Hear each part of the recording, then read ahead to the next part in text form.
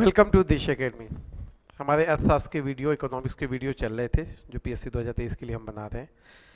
कुछ medical issue हो गया था इसलिए थोड़ा सा डिले हो गया, कुछ दिन वीडियो नहीं आए हैं, पर अब आगे कंटिन्यूटी में आपको वीडियो प्राप्त होंगे। हम इस लेक्चर में देखेंगे बाजार के कॉन्सेप्ट। ठीक, बाजार कितने प्रकार के होते हैं, क्योंकि हम अर्थव्यवस्था पढ़ रहे हैं तो हमको बाजार देखना है। इसके बाद अगले लेक्चर में हम अर्थव्यवस्था के क्षेत्र देखेंगे। ठीक, मैं आपको बताते हुए जाऊंगा क्वेश्चन कहाँ पे फोकस करना है ज़्यादा और कहाँ पे हमको एक जनरल नॉलेज को बनाते हुए आगे बढ़ना है, अगर हमको आगे का पेपर अच्छे से देना है तो। तो आज हम देखेंगे बाजार। देखिए बाजार होता क्या है। बाजार ऐसा स्थान नहीं कहेंगे, बाजार वह है जहाँ वस्तुओं और सेवाओं का क्रय और विक्रय होता है। ठीक, या बोले तो इसी क्रय विक्रय को हम आर्थिक क्रिया भी बोलते हैं। ठीक, तो क्रय विक्रय होता है वो सारी जगह बाजार होगी। इसके लिए जरूरी नहीं कि कोई स्थान ही निश्चित हो। जैसे हम सब्जी खरीदने जाते हैं तो हमको पता है सब्जी मंडी जाना है, तो उसके लिए एक स्थान निश्चित है, तो वो एक बाजार हुआ। पर अगर आप सेवाएं क्रय करते हैं तो उसके लिए कोई स्थान निश्चित नहीं होता। ठीक, या आप कोई ऐसी चीज क्रय कर रहे हैं जो किसी विशेष स्थान विशेष से संबंधित नहीं है। ठीक, इसमें मुख्यतः सेवाएं ही आती हैं। तो वहां पे आप आर्थिक क्रियाएं कर रहे हो, सेवाओं का क्रय और विक्रय कर रहे हो, तो वो भी क्या हो गया, बाजार हो गया।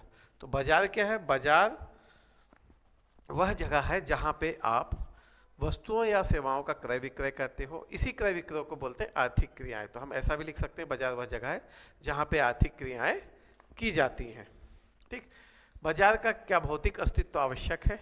नहीं, भौतिक अस्तित्व बाजार का आवश्यक नहीं है। अब ई कॉमर्स के साइट में आप देख रहे हो, फ्लिपकार्ट पे आप खोलते हो, देखते हो, कई सारे प्रोडक्ट देखते हो, तो क्या उसकी कोई भौतिक उपलब्धता है? नहीं है। वो आपको एक साइट दिखा रही है कि वो एक जगह है, पर एक्चुअली ऐसा नहीं है। वो अलग अलग जगह से आपके पास पहुंचता है। ठीक, इसमें बाजार को हम कुछ सिंपल क्राइटेरिया में डिवाइड कर सकते हैं, जैसे वस्तु बाजार, ठीक, और आपका साधन बाजार, पूंजी बाजार, ठीक, और विदेशी विनिमय बाजार।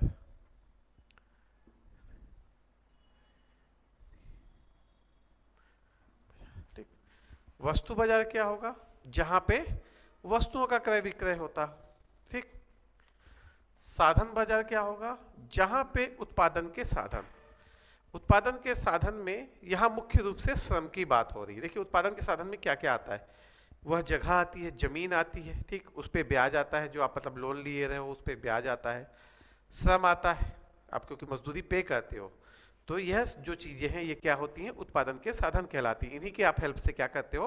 उत्पादन करते हो। तो ये उत्पादन के साधन है। लेकिन जब हम साधन बाजार की बात करते हैं तो यहाँ मुख्यतः फोकस करते हैं श्रम को। तो ऐसा बाजार जहाँ श्रम क्रय या विक्रय किया जाता है उसे क्या कहते हैं? साधन बाजार। ठीक, उसके बाद है पूंजी बाजार। पूंजी बाजार आप समझ सकते हो जहां पे आप बॉन्ड्स खरीदते हो, ठीक, सिक्योरिटीज खरीदते हो गवर्नमेंट की। वो सारी जगह जहां पे बॉन्ड्स और सिक्योरिटीज में व्यापार हो रहा है वो आपका पूंजी बाजार के अंतर्गत आता है। आप कोई भी सिक्योरिटीज खरीदते हो जिसमें एक निश्चित समय बाद आपको एक अमाउंट मिलेगा, जिसपे कुछ ब्याज मिलेगा, तो ये सारी चीजें किसमें आती हैं? पूंजी बाजार में। ठीक, और उसके बाद है आपका विदेशी विनिमय, जिसे आप फॉरेन एक्सचेंज के नाम से भी जानते हो।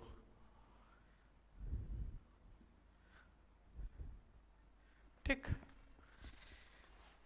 इसके अलावा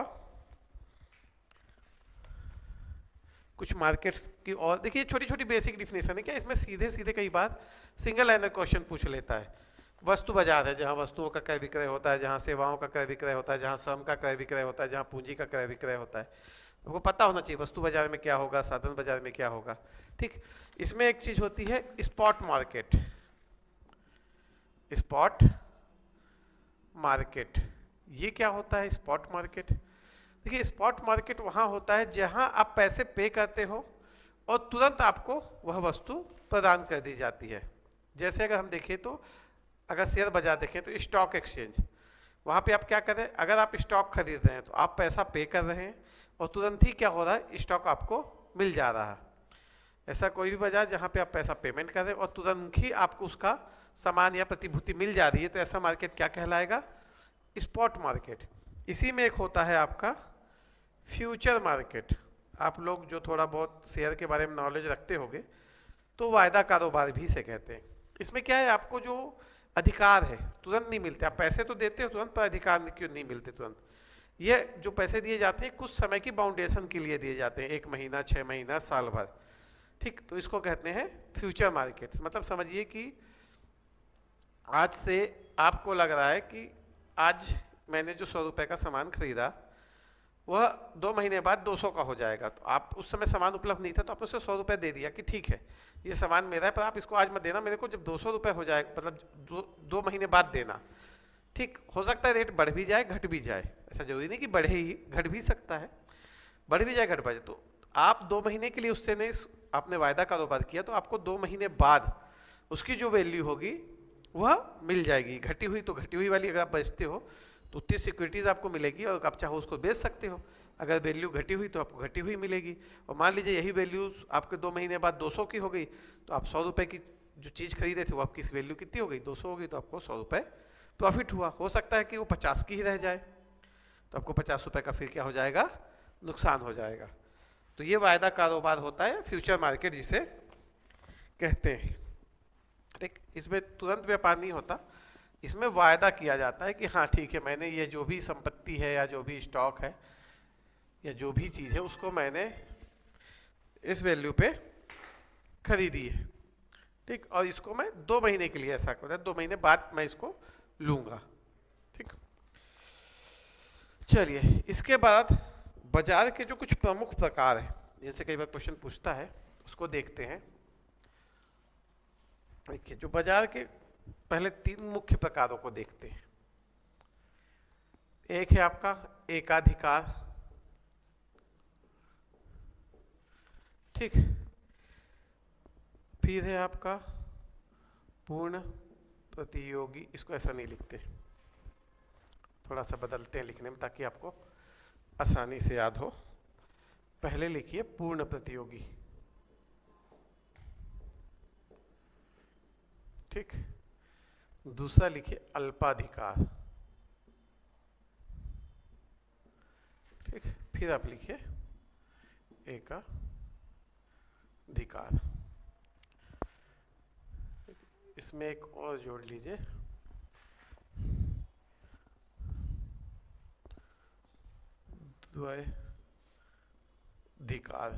द्वैधिकार। ठीक, ये बाजार है आपके पूर्ण प्रतियोगी, अल्पाधिकार, एकाधिकार और द्वैधिकार। इनको थोड़ा सा देखते हैं कौन क्या क्या होते हैं। देखिए, पूर्ण प्रतियोगिता पहले देखिए, देखा है तो पूर्ण प्रतियोगी बाजार वह बाजार होगा जहां पे क्या होंगे, कई सारे क्रेता होंगे। कई क्रेता मतलब खरीदार, और कई विक्रेता होंगे। ठीक, इससे क्या होगा, जब कई क्रेता हैं और कई विक्रेता हैं तो जो प्राइस है, वैल्यू गुड्स की या उत्पाद की, वह मांग और पूर्ति के नियम द्वारा निर्धारित होगी, उसे कोई कंट्रोल नहीं कर पाएगा। ठीक, मांग ज़्यादा होगी तो वैल्यू बढ़ेगी, पूर्ति ज़्यादा होगी तो वैल्यू कम होगी। ठीक, तो मांग और पूर्ति के द्वारा टोटली यह क्या होगा, निर्धारित होगा।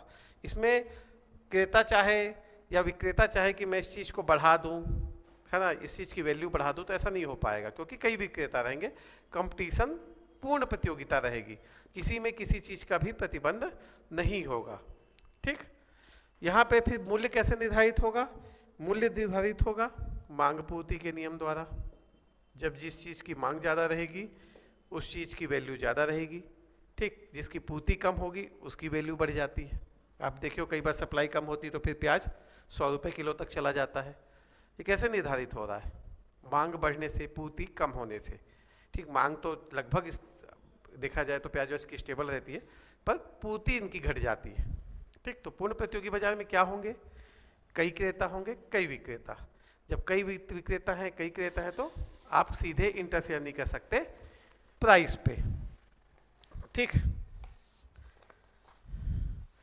फिर अल्पाधिकार है। अल्पाधिकार में क्या होती है, कम फर्म होगी, मतलब कम विक्रेता होंगे, क्रेता ज्यादा रहेंगे। ठीक, तो कम फर्म होने से क्या होगा, इसके भी कई प्रकार हैं और, ठीक। कम फर्म होने से यह है कि कम फर्म है तो आपस में समझौता कर सकती हैं, आपस में बात करके मूल्य निर्धारण कर सकती है, अपनी पूर्ति को कम कर सकती है, मतलब किसी न किसी प्रकार से मूल्य को क्या कर सकती है, प्रभावित कर सकती हैं। तो ऐसा बाजार क्या कहलाता है, अल्पाधिकार बाजार, ठीक। जहां पे फर्मों की संख्या तो है पर पूर्ण प्रतियोगिता वाली स्थिति नहीं पहुंची है, अभी कम है, ठीक। इसके बाद है आपका एकाधिकार, मतलब केवल एक विक्रेता, ठीक। द्वैधिकार मतलब दो विक्रेता,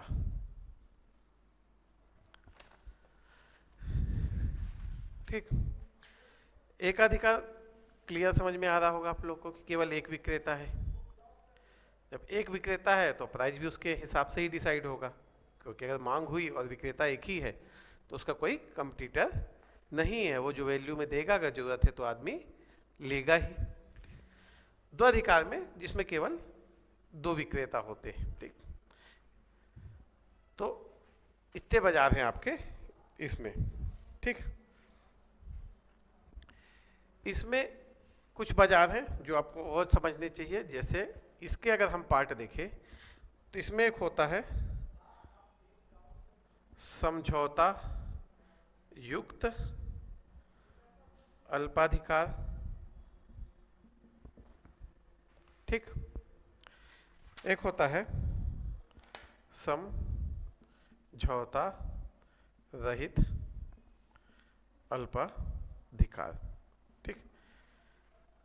देखिए कंपनियां हैं दो टाइप से हो सकती हैं, या तो सारी कंपनियां साठगांठ कर ले, ठीक, तो ये कैसा हो जाएगा, समझौता युक्त अल्पाधिकार। अगर हम देखें ओपेक, जो तेल उत्पादक देश हैं, ये क्या करते हैं, ये ने एक संगठन बना लिया है और ये सभी मिलकर बैठक डिसाइड करते हैं कि तेल का उत्पादन कितना कम कर दिया जाए या कितना घटा दिया जाए।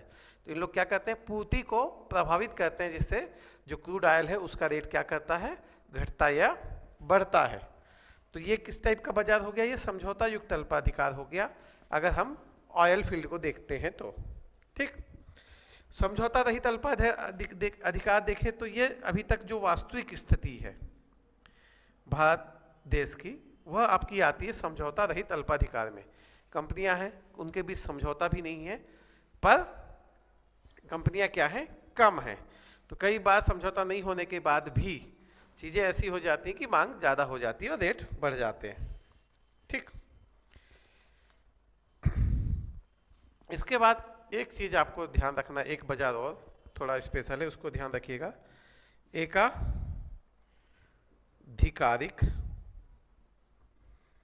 प्रतियोगिता,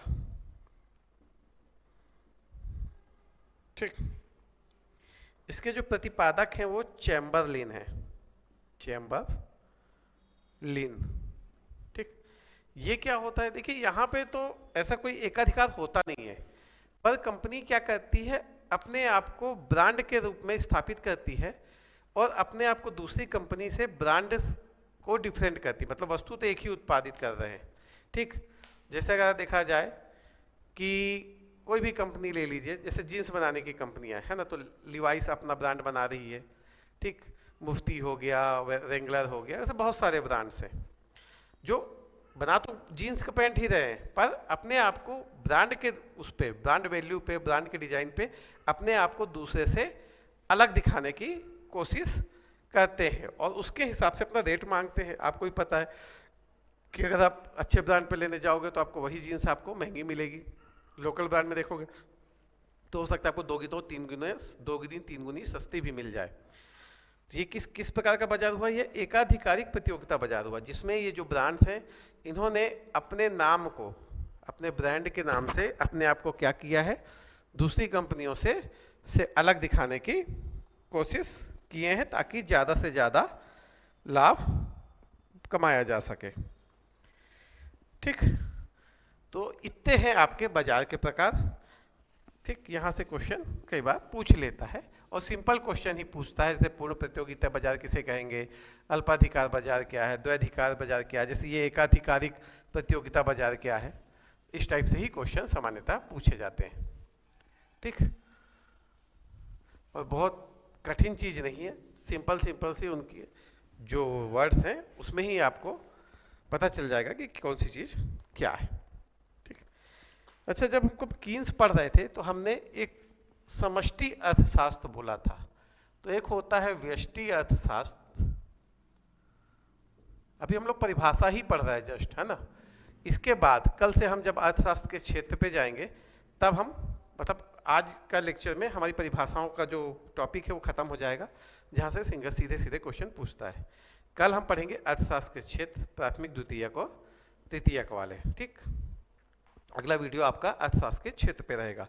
उसमें हम इंडिया का डाटा, छत्तीसगढ़ का डाटा, सारे डाटा को मिलाएंगे, साथ में उसमें जो भी परिभाषाएं आती हैं उन सारी परिभाषाओं को कवर भी करेंगे। ठीक। तो व्यष्टि अर्थशास्त्र और आपका होता है एक समष्टि अर्थशास्त्र। तो क्या है दोनों में अंतर क्या है? देखिए, बहुत सिंपल सा अंतर है। व्यष्टि अर्थशास्त्र जब हम किसी एक इकाई का आर्थिक विश्लेषण करते हैं, ठीक, किसी एक फर्म का, एक सोसाइटी का, है ना, किसी भी एक इंस्टीट्यूट का जब हम आर्थिक विश्लेषण करते हैं तो वह क्या होता है? आपका व्यष्टि अर्थशास्त्र। ठीक। लेकिन जब इन्हीं व्यष्टि अर्थशास्त्र को मिला के पूरे राष्ट्र का अर्थशास्त्र आर्थिक विश्लेषण किया जाता है तो उसे हम क्या कहते हैं? समष्टि अर्थशास्त्र। इसमें हम राजकीय आय, ठीक, प्रति व्यक्ति आय जैसे आंकड़े निकालते हैं। कैसे होगा व्यष्टि अर्थशास्त्र? एक फर्म, एक कंपनी का इंडिविजुअल हो रहा है आर्थिक विश्लेषण, कितनी आय हुई, कितनी व्यय हुई, कितनी सैलरी मिली, कितना ब्याज दे रहे हैं, सब कुछ। ठीक। ऐसे ही जब सभी कंपनियों का हम मिला देंगे तो क्या बन जाएगा? वो पूरे देश का निकल आएगा। जब पूरे देश का निकालते हैं, उसका आर्थिक विश्लेषण करते हैं तो वो क्या कहला देगा? हमारा आपका समष्टि अर्थशास्त्र। ठीक। चलिए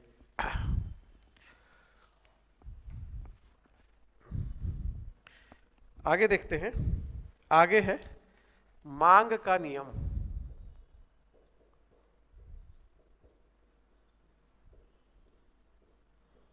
ठीक। इसके प्रतिपादक हैं अल्फ्रेड मार्शल। नाम याद रखिएगा, सीधे नाम पूछ सकता है, अल्फ्रेड मार्शल। तो अल्फ्रेड मार्शल का जी का क्या कहना है कि कोई भी जो व्यक्ति है वह वस्तु की जो कीमत देता है वह उसकी उपयोगिता के लिए देता है। मतलब वह वस्तु उसके लिए कितनी उपयोगी है उसके आधार पे ही कीमत देता है। मतलब आपको अगर साइकिल की बहुत नीड है ना, तो वो 10,000 में भी मिलेगी तो आप लोगे। ठीक। लेकिन अगर आपको साइकिल की नीड नहीं है तो कोई आपको 2,000 में भी देगा तो आप उसको नहीं लोगे, मतलब अगर आपकी उसकी उपयोगिता आपके लिए नहीं हुई तो मार्शल जी का यही कहना है कि जो वस्तु की कीमत जो कोई व्यक्ति देता है वह उसकी उपयोगिता के कारण देता है।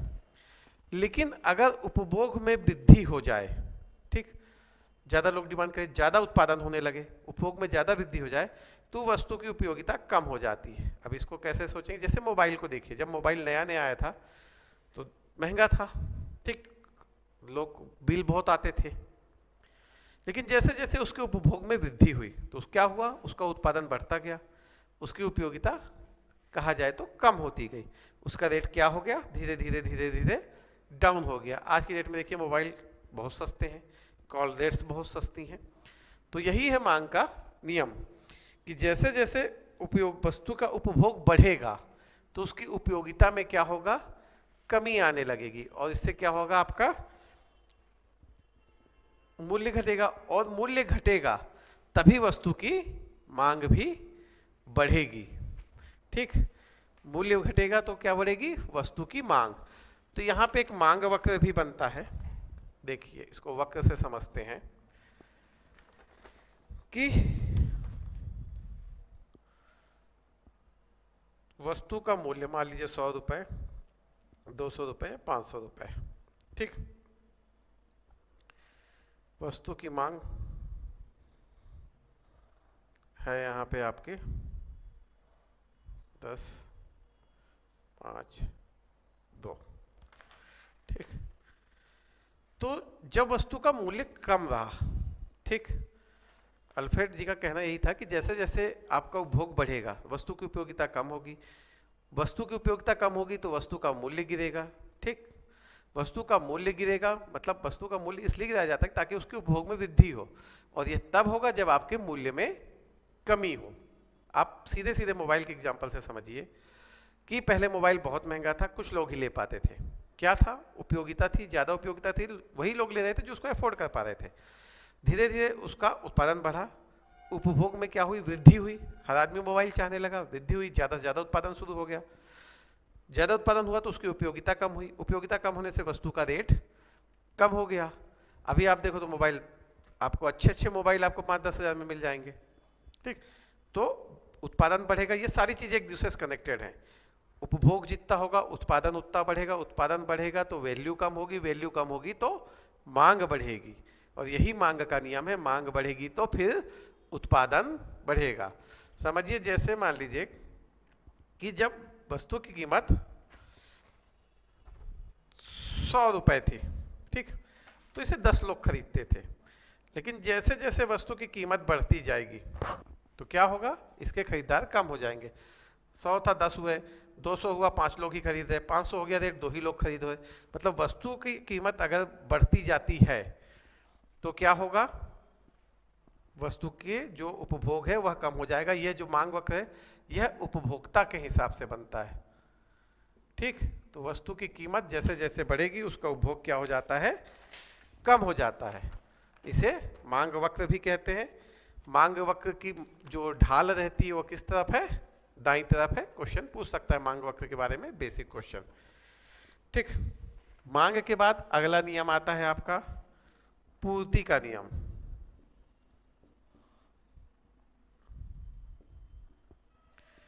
ठीक, पूर्ति का नियम क्या कहता है कि जो उत्पादक है वह ऊंचे मूल्य पर अधिक पूर्ति करता है। इसको भी एक वक्र से समझते हैं। ठीक,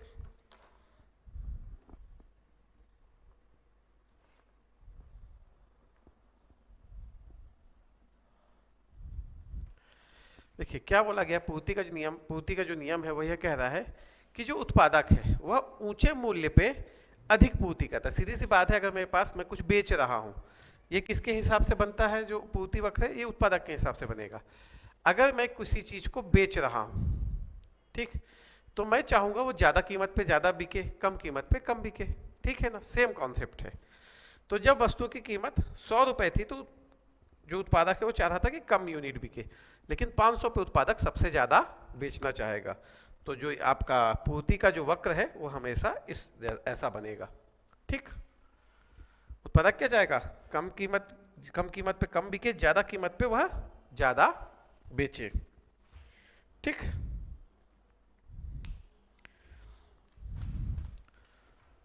चलिए आगे बढ़ते हैं। अगले कॉन्सेप्ट की ओर चलते हैं अपने, है ना। चलिए इसके बाद हम पहुंच जा रहे हैं मांग की लोच।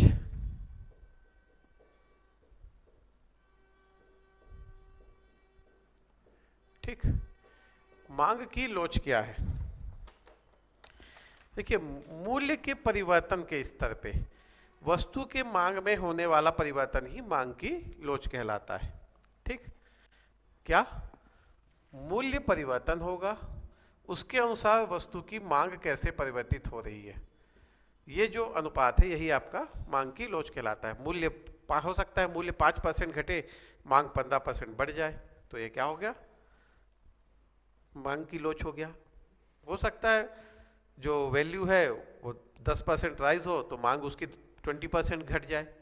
तो मूल्य के अनुसार वस्तु की मांग में जो परिवर्तन होगा वही आपका मांग की लोच कहलाता है। ठीक, आगे देखते हैं गिफेन वस्तु। ठीक, गिफेन वस्तु हमेशा एक निकृष्ट वस्तु होती है, ये पहली चीज तो ये ध्यान रखिएगा। ठीक, निकृष्ट वस्तु मतलब ऐसी वस्तु जिसे सामान्यतः कोई नहीं खरीदना चाहता। तो गिफेन वस्तु वह वस्तु होती है इसकी परिभाषा पूछता है कि वो सीधे सीधे पूछ लेता है क्वेश्चन पे। तो गिवन वस्तु वह वस्तु होती है जो मूल्य में कमी के बाद भी जिसकी मांग में वृद्धि नहीं होती बल्कि कमी होने लगती है।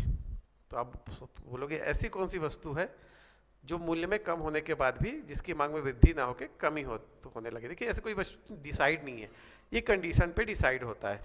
एक एग्जांपल लेते हैं, अपने पास है 500 रुपए, ठीक, ब्रांडेड जीन्स आ रही थी 800 रुपए की, लोकल जीन्स आ रही थी 300 रुपए की, ठीक।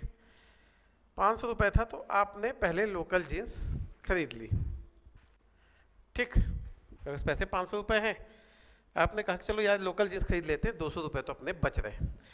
अचानक कुछ ऐसा न्यूज़ हुआ कि कपड़ा सस्ता हो गया, इसकी कीमत हो गई 150 और इसकी कीमत हो गई 400।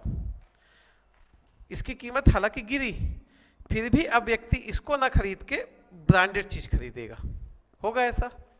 तो उस टाइम पे यह जो लोकल जीन्स हो गई, यह क्या हो गई आपकी गिवन वस्तु कि उसके रेट गिरने के बाद भी उसके मांग में वृद्धि नहीं हुई बल्कि कमी होने लगेगी, क्योंकि अब कस्टमर इधर से इधर शिफ्ट हो जाएगा। जब वह सोचेगा 400 में मेरे को ब्रांडेड चीज ही मिल रही है, 50% डिक्रीज हुआ मार्केट, कपड़ा मार्केट, ये भी कम होगा, ये भी कम होगा, लेकिन इसकी कमी से इसकी मांग में वृद्धि नहीं हुई, जबकि इसकी कमी से इसके मांग में वृद्धि हुई। तो ये सामान्य वस्तु हो गई, पर यह गिवन वस्तु हो जाएगी, ठीक। एक लोकल ब्रांड का जींस फिर क्या हो जाएगा आपके लिए गिवन वस्तु हो जाएगा, क्योंकि जब आपके पास 500 रुपये तो आपने खरीदने के लिए रखे ही थे, अब आपको चीज़ 400 में मिल रही है तो आप इसको लोगे ना कि इसको लोगे, तो इसकी मांग कम हो गई, इसकी मांग बढ़ गई, तो ये वस्तु क्या हो जाएगी आपकी गिवन वस्तु, ठीक। देखिए ऐसे परिभाषाएं पूछता है, सीधे क्वेश्चन भी पूछ लेता है, ठीक। इसी से संबंधित एक और पॉइंट देखते हैं हम, ब्रेक इवन पॉइंट, ठीक है। ये सब इन सबसे सीधे सीधे क्वेश्चन पूछ लेता है जब भी इकोनॉमिक्स के क्वेश्चन डालते हैं पेपर वाले, तो ठीक। ब्रेक इवन पॉइंट क्या होता है कि ब्रेक इवन पॉइंट वह स्थिति होती है जब आपने जितनी लागत किसी के उत्पादन में लगाई है उतनी पूरी निकल जाए, ठीक।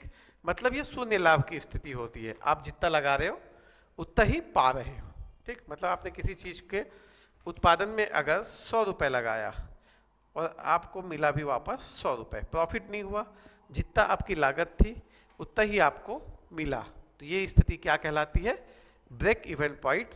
ये क्या रहती है, यह रहती है शून्य लाभ की स्थिति, क्या रहेगी शून्य लाभ की स्थिति, ठीक। चलिए इसके बाद है अगला शट डाउन पॉइंट, ठीक।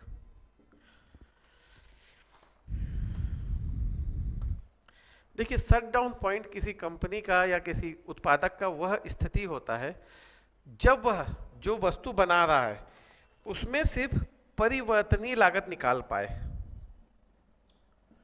ठीक। अभी मैं आगे बताऊंगा परिवर्तनीय लागत क्या होती है, तो उसमें सिर्फ परिवर्तनीय लागत को ही वह ठीक ठीक पूरा कर पाता है। यह ऐसी स्थिति होती है कि वस्तु का उत्पादन करने से ज़्यादा अच्छा है वस्तु का उत्पादन बंद कर देना, तो उसे जो केवल लॉस होगा वह स्थिर लागत के बराबर होगा। तो शट डाउन पॉइंट वह पॉइंट है जब कोई जो कंपनी है किसी वस्तु का उत्पादन कर रही है, ठीक।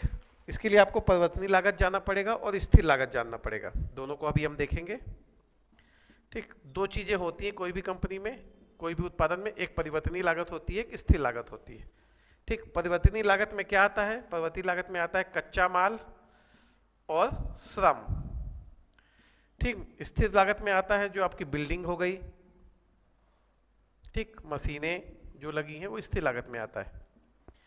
अब इसको आप ज्यादा अच्छे से समझ पाओगे, ठीक। तो परिवर्तनीय लागत क्या होती है, कच्चा माल और मजदूरी जो है वो आपकी, इसकी भी अलग परिभाषा है। परिवर्तनीय लागत क्या है, कच्चा माल और मजदूरी, इतना आपको ध्यान रखना है, ठीक।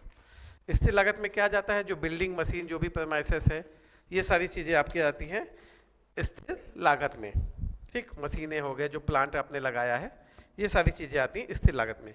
तो शट डाउन पॉइंट वह होता है जब आप किसी चीज का उत्पादन तो कर रहे हैं पर वह सिर्फ परिवर्तनीय लागत ही निकाल पा रहा है, मतलब कच्चा माल और श्रम का जो मूल्य है उस उत्पाद का मूल्य सिर्फ उतना है। ठीक, तो इसकी लागत कहाँ गई, ये आपका लॉस हो गया। अगर आप यहाँ प्रोडक्शन बंद कर देते हो, देखिए जब अगर आप प्रोडक्शन कर रहे होगे तो बिल्डिंग मशीन इनका भी क्या होगा, हास होगा। हास होगा मतलब डिप्रिसिएशन होगा। ठीक, आपकी लागत कितनी निकल पा रही है, सिर्फ इतनी निकल पा रही है। पर अगर आप उत्पादन कर रहे हो तो इतनी लागत निकल पा रही है, पर आपकी इन चीजों का भी हास होगा ना, मशीन चलेगी तो घिसेगी, तो ये सारी चीजें घिसेंगी।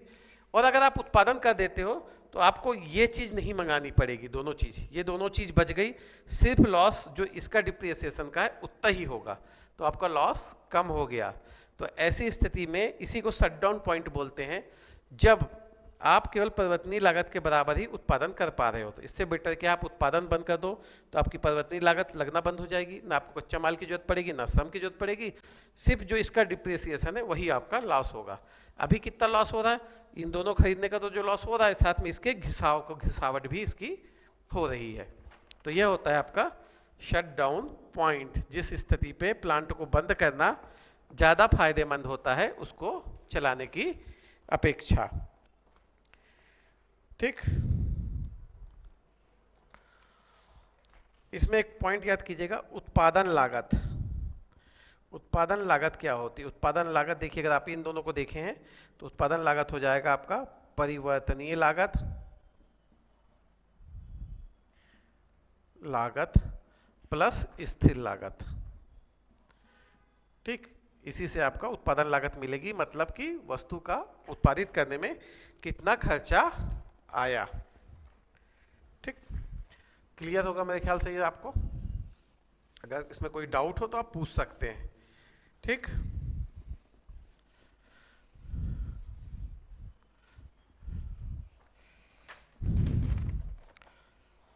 चलिए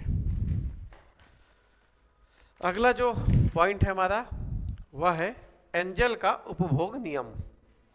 ठीक, एंजल एक आपके जर्मन थे,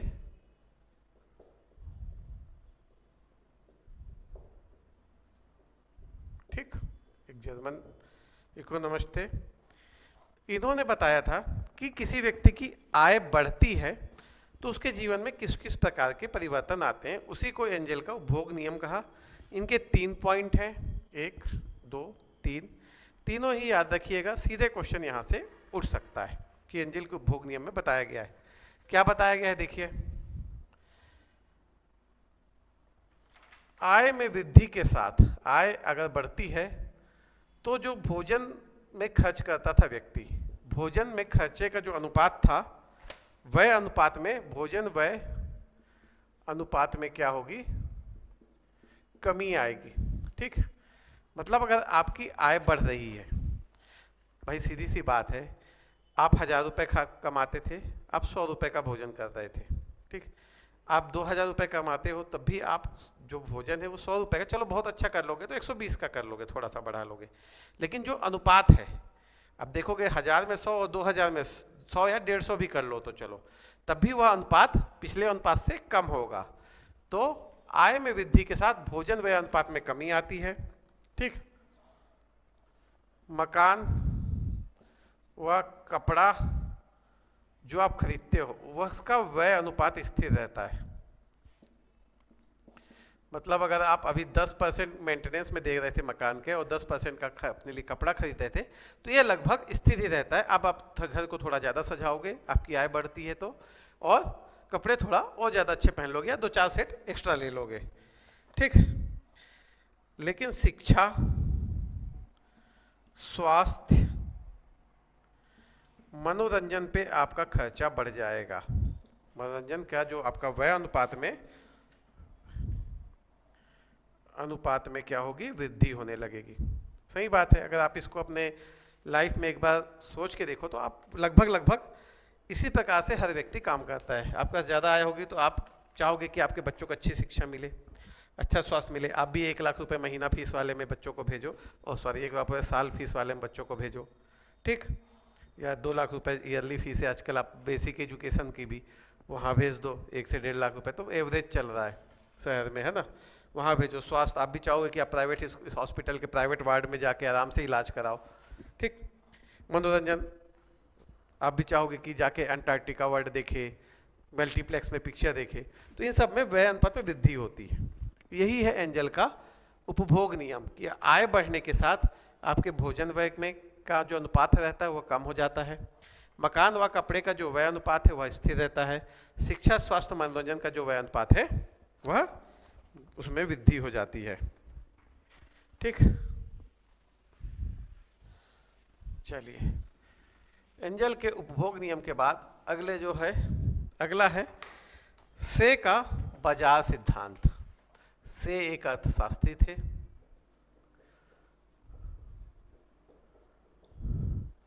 ठीक। से क्या थे? अर्थशास्त्री थे। इनका पूरा नाम था जे बी से, जे बी से, ठीक। ये पूंजीवादी अर्थव्यवस्था के थे, अमेरिका संबंध इनका। इनका मानना था जो मांग है, जो पूर्ति है, मांग और जो पूर्ति है, ये अपना जो पूर्ति है वो अपनी मांग का सृजन खुद करती है। इनके हिसाब से अर्थव्यवस्था में आप बस उत्पादन कर दो, वो अपने आप अपनी मांग ढूंढ लेगी या अपने आप अपना उपभोक्ता खोज लेगी। यह है से का बाजार सिद्धांत। हालांकि यह सिद्धांत आगे जाके फेल हो गया जब मंदी आई तो अमेरिका में, पर उनका यह सिद्धांत यही था कि बस आप उत्पादन कर दो, ये अपने आप वह को, मतलब कि उपभोक्ता को खोज लेगी। मतलब आप कुछ भी बना दो, जो मन है आपका बना दो, कोई ना कोई ग्राहक आपको मिल जाएगा, ठीक। इनकी जो यह सिद्धांत था शुरू में तो चला, क्योंकि उस समय भाई आप कुछ नई चीज ला रहे हो, सब नई चीज ला रहे थे, लोग पास चीजें नहीं थी, तो वो सब उठ जा रही थी, उपभोग हो जा रही थी। पर जब एक सैचुरेशन का लेवल आया उसके बाद से ये चीजें काम करना बंद कर दी गई, ठीक। तो से का बाजार सिद्धांत ये अमेरिका के थे। अमेरिका में मंदी के पहले इनका ये सिद्धांत काफी जोरों पे था कि आप कुछ भी बना दो, लोग ले लेते हैं, ठीक। इसी सिद्धांत पे चलता था। भड़ उत्पादन शुरू हुआ, पर एक समय यह हो गया कि उत्पादन ज्यादा हो गया और उसके उपभोग करने वाले लोग कम हो गए। कम हुए तो क्या हुआ, मांग में कमी आ गई। अब मांग में कमी आ गई मतलब आपकी जो वस्तुएं बिकना बंद हो जाएगी या उनका मूल्य गिर जाएगा। तो फिर वहां पे से का जो सिद्धांत है फेल हो गया, पर इनका सिद्धांत काफी फेमस था। इसी को से का बाजार सिद्धांत बोलते हैं। क्या है कि जो पूर्ति है वह अपनी मांग का सृजन खुद कर लेती है, मतलब आप उत्पादन करते जाओ, उपभोक्ता खुद मिल जाएंगे। इन्हीं के सिद्धांत के आधार पे क्लासिकल रोजगार सिद्धांत बना, ठीक। ये क्लासिकल रोजगार सिद्धांत क्या है? यह सिद्धांत कहता है कि अर्थव्यवस्था हमें हमेशा पूर्ण रोजगार की स्थिति रहती है। क्यों? क्योंकि इन्होंने बोला था कि पूर्ति अपने आप क्या कर लेगी, मांग का सृजन कर लेगी, और जब ऐसा होगा तो जो अर्थव्यवस्था है वह हमेशा वहां पे क्या मांग बनी रहेगी, तो इसमें क्या रहेगा, आपकी पूर्ण रोजगार की स्थिति रहेगी, मतलब कोई भी व्यक्ति बेरोजगार नहीं रहेगा, हर व्यक्ति को काम मिलेगा। पर जब अमेरिका में मंदी आई तो इनका यह सिद्धांत क्या हो गया, फेल हो गया।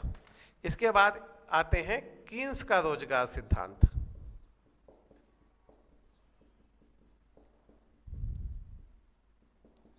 ठीक।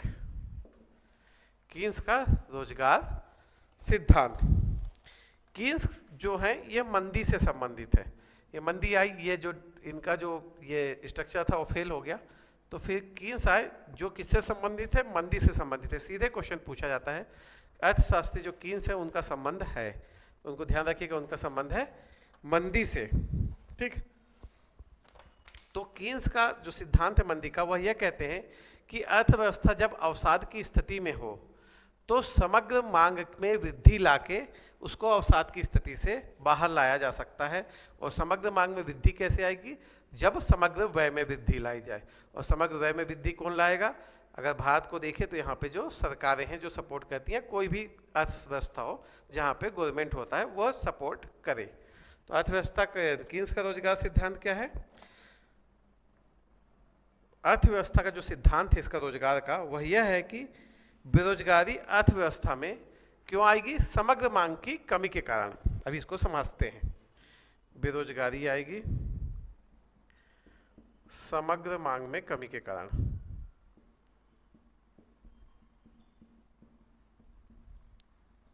कैसे, देखिए हमने यहां पढ़ा पूर्ण रोजगार की स्थिति, ठीक। क्या सिद्धांत था कि आप उत्पादन कर दो, उपभोक्ता मिल जाएंगे। तो कंपनियां क्या कर दी, उत्पादन करना शुरू की, उत्पादन बढ़ाती बढ़ाती गई। उनको उत्पादन बढ़ाने के लिए क्या चाहिए, मैन पावर चाहिए। उन्होंने मैन पावर को रखते गए, क्योंकि उनके हिसाब से तो जितना उत्पादन करेंगी वो अपनी मांग खुद ढूंढ लेगी और उपभोक्ता उसको खरीद ही लेंगे। तो इसमें क्या था, पूर्ण रोजगार की स्थिति थी, कोई खाली नहीं हो पा रहा था, क्योंकि उत्पादन तो लगातार बढ़ना है। तो इनको उत्पादन बढ़ाने के लिए मैन पावर की जरूरत थी, तो इन्होंने मैन पावर को क्या किया, हायर किया। तो कैसी स्थिति आ गई, पूर्ण रोजगार की स्थिति, ये ऐसा मानते थे। पर आ गया मंदी की स्थिति, जब उत्पादन इतना ज्यादा हो गया कि उसकी मांग बची ही नहीं रह गई। ठीक, लोग चाह ही नहीं रहे थे, मेरे पास एक कार है, मैं 10 कार लेके क्या करूंगा। अगर आपने एक कार से ज्यादा उत्पादित कर दी तो 9 कार एक्स्ट्रा हो गई। तो मंदी की स्थिति में आ जाती बेरोजगारी। क्यों, अब उत्पादन की आवश्यकता रह नहीं गई है। आपके पास स्टॉक में 100 कारें पड़ी हैं, एक कार मैंने खरीदी, मेरे को एक ही कार की आवश्यकता थी, 10 कार और मार्केट में कोई नहीं खरीदेगा। तो आप क्या करोगे, आप उत्पादन बंद करोगे। उत्पादन बंद करोगे तो वहां जो वर्कर काम कर रहे थे उनको क्या करोगे, आप उनको आप निकालोगे तो क्या आएगा, बेरोजगारी आया। तो बेरोजगारी क्यों आया, समग्र मांग में कमी, क्योंकि कार की मांग में कमी आ गई। आप कार की जगह कोई भी उत्पाद ले सकते हो, पर कार की मांग में कमी आ गई, कार की समग्र मांग में कमी आई, इसलिए क्या हुआ, बेरोजगारी बढ़ गई। इसको निकलने का उपाय इन्होंने बताया कि समग्र मांग में वृद्धि कर दी जाए। ये कैसे कर सकते हैं, जो सरकारें हैं वो राजकोषीय नीति के तहत कर सकती है, या किसी अन्य नीति के तहत भी कर सकती है, या हेल्प करके कर सकती है, वो अलग चीज़ है। पर कांस का रोजगार सिद्धांत यही है कि मंदी में स्थिति में जो बेरोजगारी आती है वह समग्र मांग की कमी के कारण आती है। ठीक है, ये क्लियर होगा। अगर नहीं हो रहा होगा तो आप पूछ लीजिएगा, मैं इसको फिर से बता दूंगा।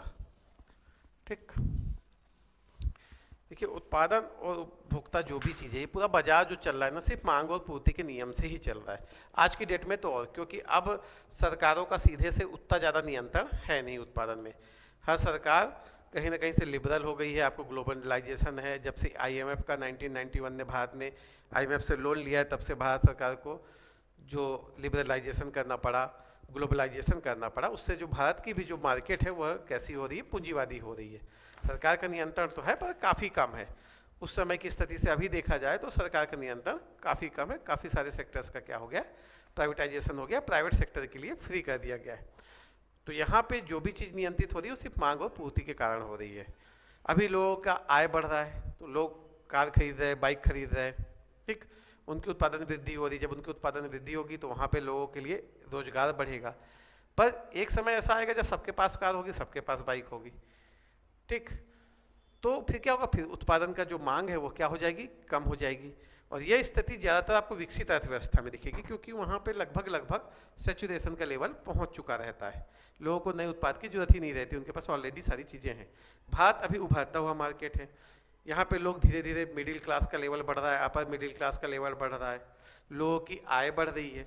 तो यहाँ अभी मांग ज़्यादा है, इसलिए भारतीय मार्केट भी अभी बहुत अच्छा रन कर रहा है, उत्पादन बढ़ रहा है, रोजगार बढ़ रहे हैं। ठीक, पर कब तक बढ़ेगा ये, जब एक सिचुएशन की स्थिति में आ जाएगी जिसे हम मंदी कहते हैं। और ज़्यादातर आपको विकसित अर्थव्यवस्था में ही देखने का मिलेगा कि मंदी आ गई। क्यों, क्योंकि उत्पादन इतना ज़्यादा हो चुका रहता है कि उसकी मांग बचती नहीं है। तब फिर आपको क्या करना पड़ेगा, उत्पादन कम करोगे, प्लांट्स बंद करोगे तो आपके वर्कर को क्या करोगे, निकालोगे तो क्या होगा, बेरोजगारी बढ़ेगी। ठीक, इसी में एक शब्द है ब्लू इकोनॉमी। तो ये समझ ही गए होंगे आप, ब्लू इकोनॉमी है ना। जो नहीं जानते हो ध्यान रखेंगे, ब्लू इकोनॉमी का संबंध है समुद्र से। ठीक, समुद्र की जो संसाधन है, ठीक, उनका कैसे पोषणीय प्रयोग किया जाए, वही आपका ब्लू इकोनॉमी है। क्या किया जाए, समुद्र का पोषणीय प्रयोग।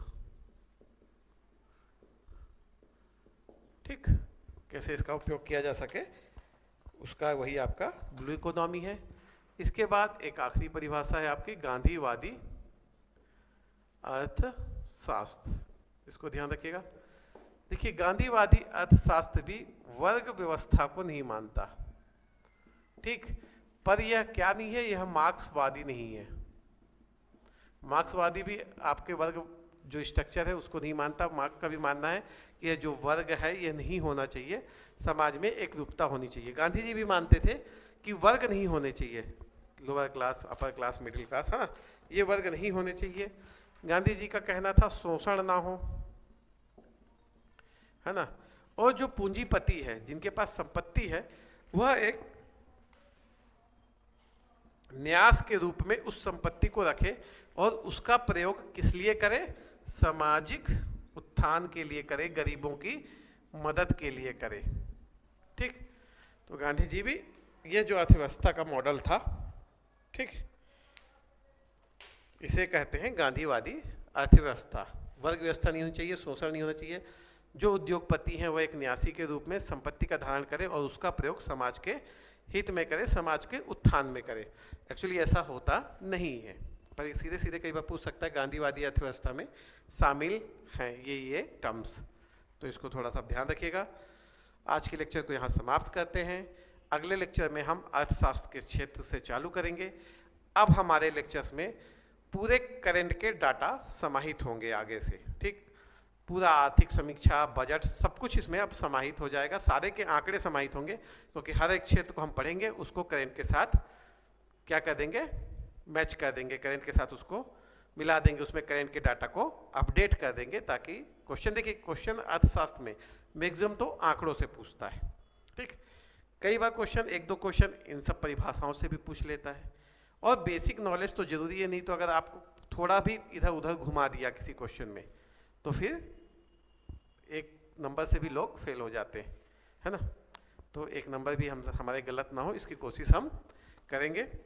चलिए, अपना समय देने के लिए बहुत बहुत धन्यवाद। हमारा लेक्चर अगर आपको पसंद आया हो तो लाइक, शेयर और सब्सक्राइब जरूर करें।